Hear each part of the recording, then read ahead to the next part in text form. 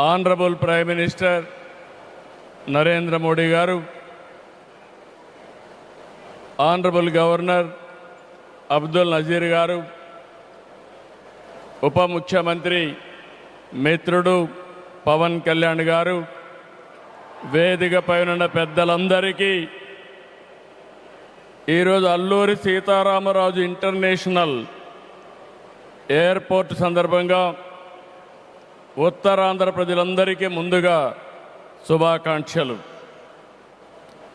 ఉత్తరాంధ్రలో కొత్త చరిత్రకు నాంది పలికేలా ఎయిర్పోర్ట్ నిర్మాణానికి సహకరించిన రైతులందరికీ ముందుగా పాదాభివందనం చేస్తున్నాను. మీరు కేవలం భూములు మాత్రమే ఇవ్వలేదు, ఉత్తరాంధ్రకు బంగారు భవిష్యత్తు ఇచ్చారు.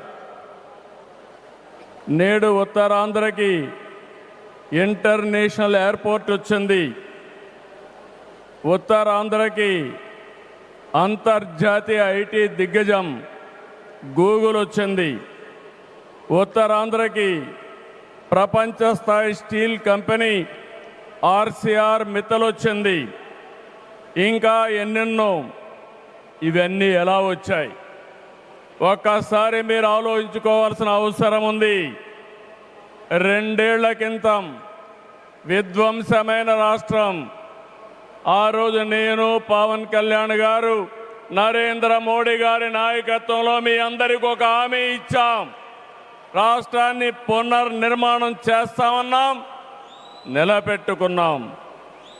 మోడీ గారి చేతుల మీదుగా ప్రారంభించుకున్న ఎయిర్పోర్టు ఉత్తరాంధ్రకు ఒక మణిహారం. నేను అందుకే పదే పదే చెప్తున్నాను, ఉత్తరాంధ్ర కళలకు రెక్కలొచ్చాయి. ఎర్ర బస్సు రాదన్నారు, ఎయిర్ బస్సు వచ్చింది. అవహేళన చేసిన వాళ్ళు అడ్రస్ లేకుండా పోయే పరిస్థితికి వచ్చారు. ఆ రోజు ఎన్నో ఈ ప్రాంత ఆశలని, ఆకాంక్షల్ని తక్కువ చేశారు, అడ్డుపడ్డారు. అన్ని అధిగమించాం. అద్భుతమైన ఎయిర్పోర్ట్ ఈరోజు నిర్మాణం అయిందంటే ఇది ఉత్తరాంధ్రకి గర్వ కారణమని మరొకసారి విజ్ఞప్తి చేస్తున్నాను. కొత్త ఎయిర్పోర్టు మన్యం వీరుడు అల్లూరి సీతారామరాజు పేరు పెట్టుకున్నాం. పేరు తలుచుకుంటేనే గుండె ఉప్పొంగుతుంది. గిరిజనులతో కలిసి ఆయన చేసిన స్వాతంత్ర పోరాటం దేశం ఎప్పటికీ మరిచిపోదు. ఉత్తరాంధ్ర శక్తికి నిదర్శనం ఈ ఎయిర్పోర్టు.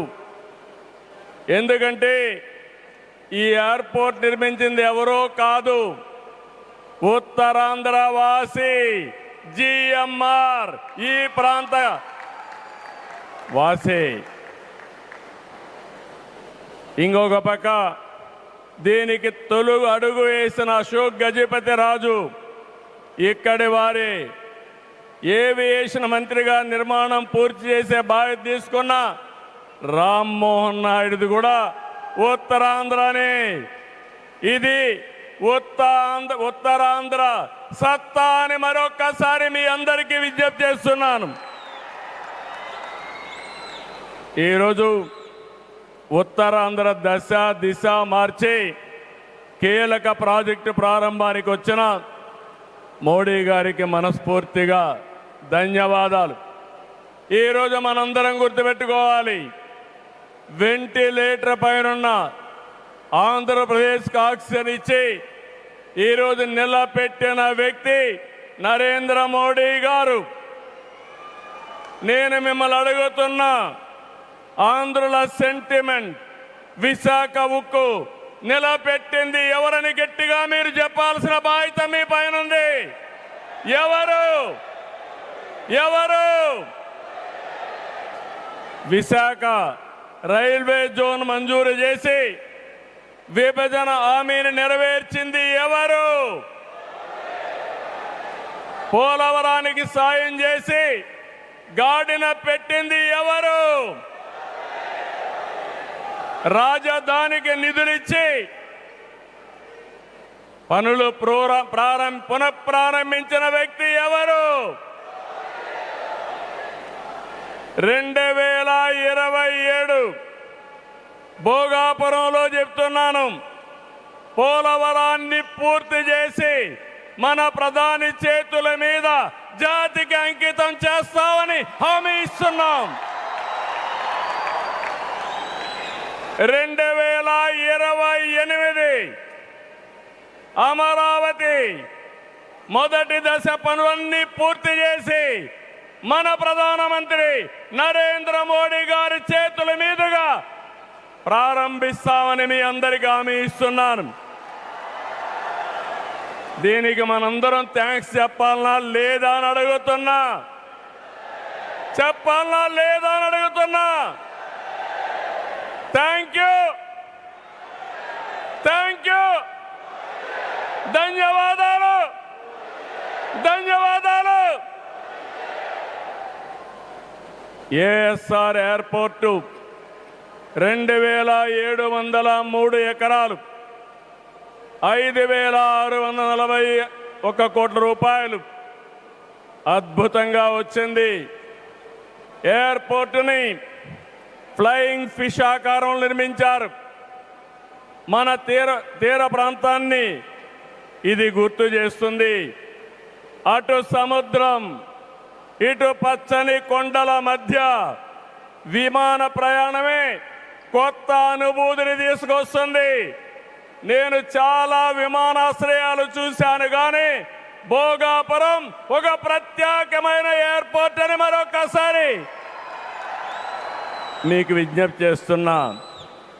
ఎయిర్పోర్ట్లో అడుగడుగున తెలుగు కళలు, సంస్కృతి కనిపిస్తున్నాయి.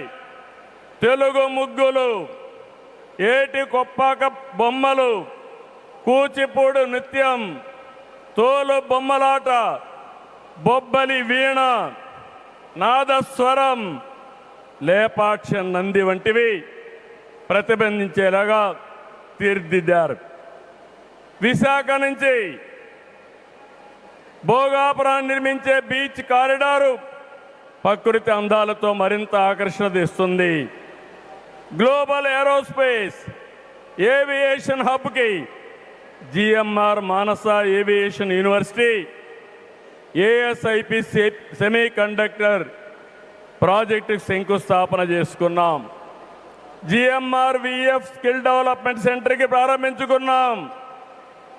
శంషాబాద్ ఎయిర్పోర్టుతో తెలంగాణ దశ దిశ మారింది. భోగాపురం ఎయిర్పోర్టుతో ఉత్తరాంధ్ర దశ దిశ మారుతుంది.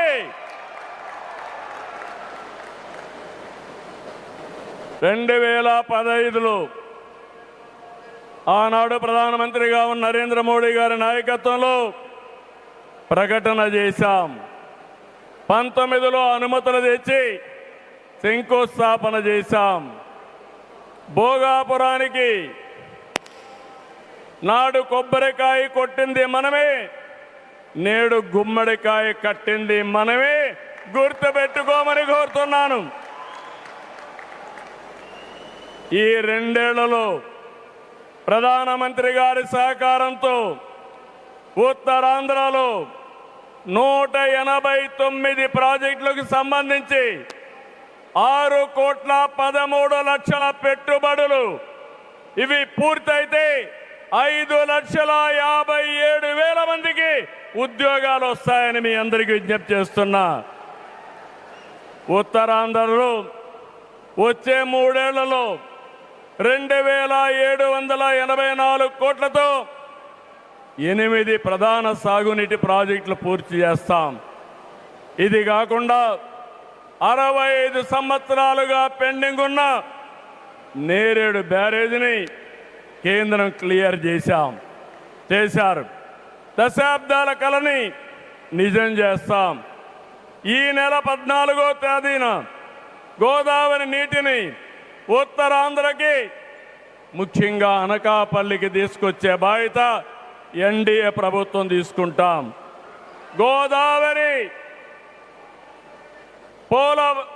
వంశధారిని అనుసంధానం చేసే బాధ్యత తీసుకుంటాం.